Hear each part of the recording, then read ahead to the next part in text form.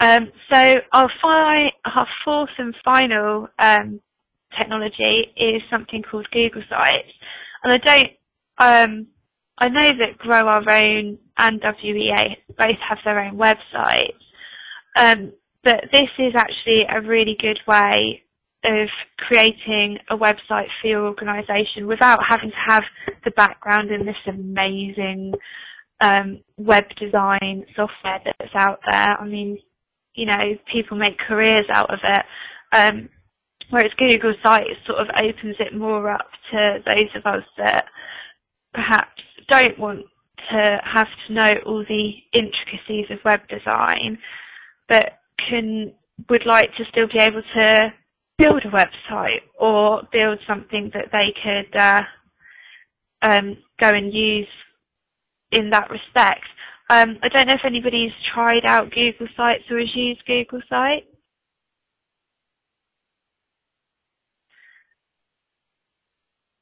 Okay, and if you just all want to have a quick read through what I've put up on the slide there, and then just put your hand up when you've finished.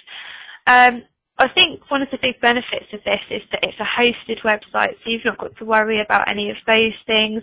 It's easy to create and it's free, and as I said, you don't have to have this web design package to be able to create it. You just need access to the internet. So Google Sites is obviously linked to all of the Google accounts. The best thing to do, if you have an existing Google account, the Gmail account's pretty standard. If you enter your Google email and your password, you can sign in, or you can sign up for sites. I think you can use pre-existing email addresses, or if not, if they want you to have a Google account, just go and sign up for one. They're free and you don't really have to use it that much apart from using it in relation to your site. And that might be a way around getting, if you wanted to create a contact us area within your site, having a Gmail account that's linked to your site might actually prove quite useful and a way of storing all of those emails. What you're able to do really easily is just create a new site, and you can use their blank templates, there's wikis, loads of different sites, and they've even got a massive gallery where other people have uploaded templates and things that they've made. And then it's just a case of entering the name of your site. So obviously it does say that you have to have a certain amount of letters and characters. I think it's about 6, but I think the majority of people would end up with a site that had more than 6 characters. And then you obviously can see the URL that you'll be using.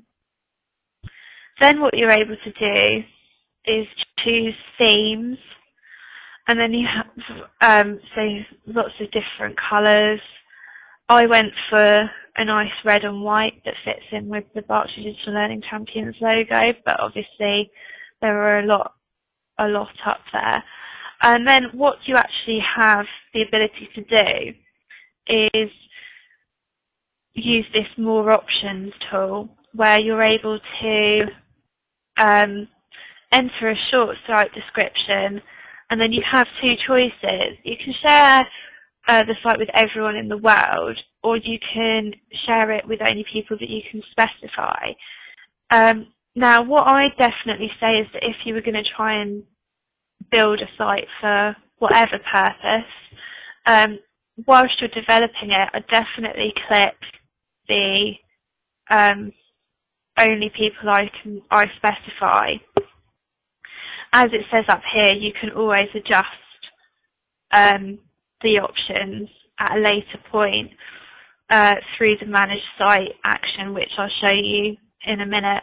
And I just think that gives you the chance to invite people to sort of come and contribute and use and perhaps edit the site from your point of view prior to it going live, and you can work on it. Can be sort of a collaboration in developing the site, or you're able to just have the privacy to sit and develop and play around with things until you're happy with them before making it available to everyone. And so then you'll get the ability to, and then the bottom of that form will just be the create the site, and you'll get this will be sort of your standard. And what you're able to do is you'll see in this area, this is going to be your sidebar, which will form your menu. And you're able to go to the edit sidebar option, which will take you into the site management part of the website, rather than seeing the view that everybody would see. You also have the edit page button, which allows you to edit what you see in front of you, rather than going through the site management system to edit content. You use the edit page button at the top. So I went through and I clicked onto the edit sidebar, and this is the site management area. So you've obviously got things like, you know, your basic appearance just here. You've got things about how you can manage your attachments. You'll be able to view the site activity.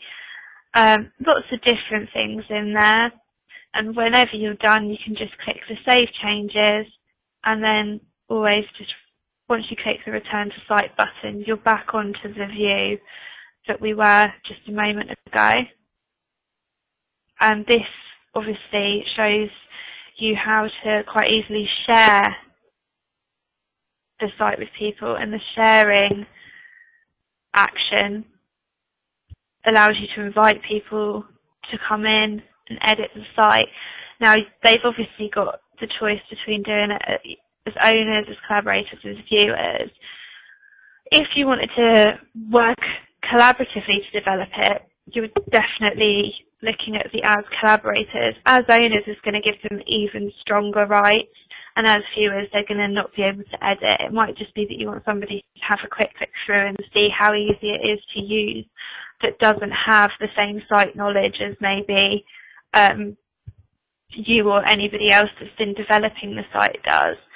Because once you get immersed in developing a site and editing content and and you get used to finding your way around it. And so you can't look at it with a fresh perspective as an end user coming and looking at the site and seeing how